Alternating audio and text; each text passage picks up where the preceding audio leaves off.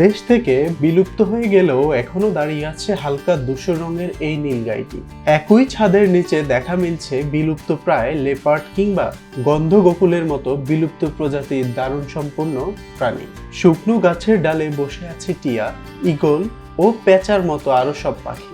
আছে বিশাল আকারের এক দৈত্য শকুন। এত বড় শকুন এখন আর দেখাই যায় না।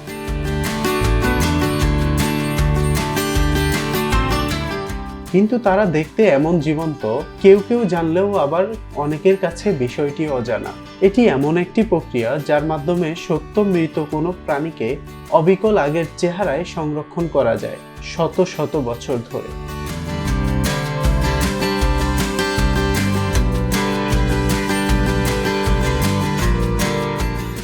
বিজ্ঞানের এই শাখাটির নাম হচ্ছে ট্যাক্সিডার্মি।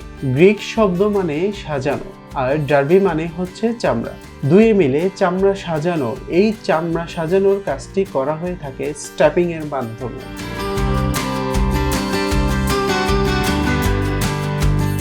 স্থানীয় লোকজন যেসব প্রাণীকে হত্যা করছে তেমন সব প্রাণীদের মৃতদেহগুলোকে এখানে সংরক্ষণ করা ট্যাক্সিডার্মি পদ্ধতিতে, এবং তরুণে ভিজিয়ে রেখে এসব বন্য প্রাণীর মৃতদেহ এখানে সংরক্ষণ করা হচ্ছে 1995 সাল থেকে।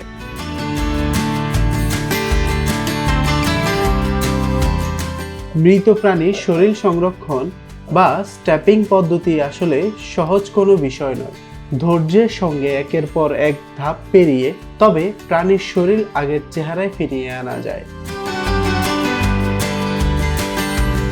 প্রাণীর ইতিহাস রক্ষায় ট্যাক্সিডার্মি এক যুগান্তকারী ভূমিকা পালন করে থাকে।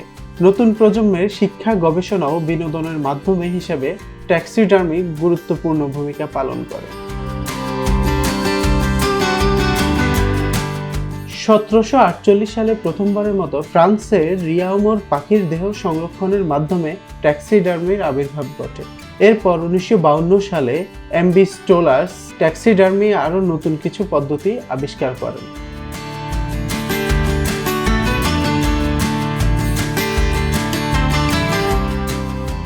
দেশের হারিয়ে যাওয়া এইসব বন্য প্রাণী যেন এখানে এসে নিরাপদে আশ্রয় খুঁজে নিয়েছে।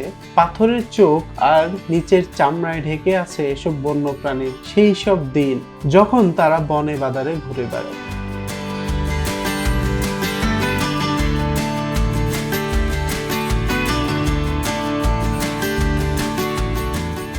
News desk, global voice 24।